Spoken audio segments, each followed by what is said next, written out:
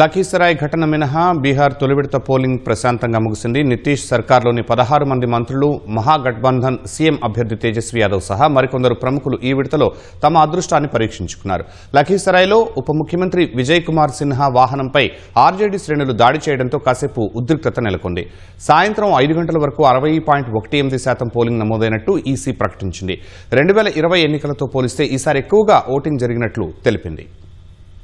చెదురుమదురు ఘటనలు మినహా బీహార్లో తొలిదశ పోలింగ్ ప్రశాంతంగా ముగిసింది. లఖీసరాయ్లో బీహార్ ఉప ముఖ్యమంత్రి విజయ్ కుమార్ సిన్హా వాహనాన్ని ఆర్జేడీ శ్రేణులు అడ్డుకున్నాయి. దీంతో కాసేపు ఉద్రిక్త వాతావరణం నెలకొంది. సమాచారం అందుకున్న పోలీసులు వెంటనే అక్కడికి చేరుకుని ఆర్జేడీ శ్రేణులను చెదరగొట్టారు. ఉదయం 7 గంటలకు 121 స్థానాల్లో మొదలైన తొలిదశ పోలింగ్ సాయంత్రం 6 గంటలకు ముగిసింది. భద్రతా కారణాలతో 6 నియోజకవర్గాల్లో 5 గంటలకే ఓటింగ్ ముగిసింది. బెగూసరాయ్, సమస్తీపూర్, మాధేపురా జిల్లాల్లో ఓటర్లు పెద్ద ఎత్తున ఓటు హక్కు వినియోగించుకున్నారు. బీహార్ రాజధాని పట్నా సహా బంకీపూర్, దిఘు, కుమ్రార్లో తక్కువ శాతం పోలింగు నమోదైంది. తొలిదశ పోలింగ్ జరిగిన 121 నియోజకవర్గాల్లో అధికార ఎన్డీఏ, ప్రతిపక్ష మహాగఠబంధన్ మధ్య గట్టి పోటీ నెలకొంది.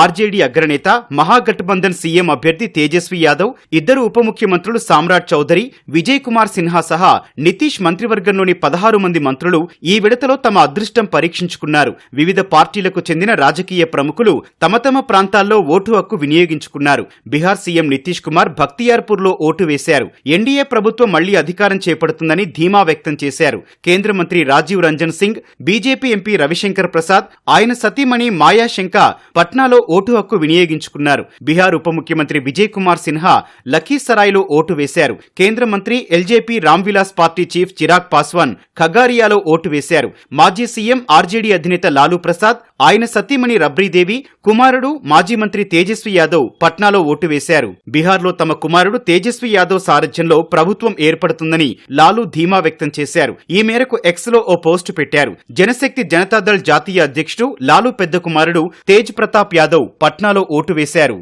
లఖీసరాయ్లో ఉప ముఖ్యమంత్రి విజయ్ కుమార్ సిన్హాకు చేదు అనుభవం ఎదురైంది. ఓటు వేసి వెళ్తున్న ఆయన వాహనాన్ని ఆర్జేడీ మద్దతుదారులు కొందరు అడ్డుకున్నారు. ఆయన కారుపై చెప్పులు, పేడ విసిరారు.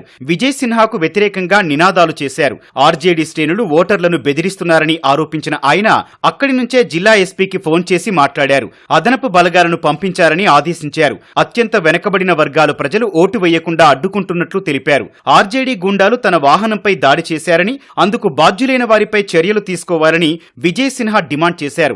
ఆర్జేడీ అధికారంలో లేకుంటేనే పరిస్థితి ఈ విధంగా ఉందని, అధికారంలో ఉంటే పరిస్థితులు ఎంత దారుణంగా ఉంటాయో ప్రజలు అర్థం చేసుకోవాలని విజయ్ సిన్హా అన్నారు.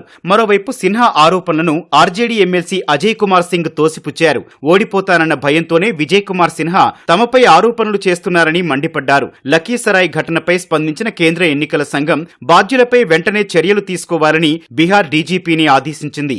ఎవరూ కూడా చట్టాన్ని చేతుల్లోకి తీసుకోవటానికి అనుమతించబోమని సీఏసీ జ్ఞానేష్ కుమార్ స్పష్టం చేశారు. బాధ్యులపై కఠిన చర్యలు తప్పవని హెచ్చరించారు.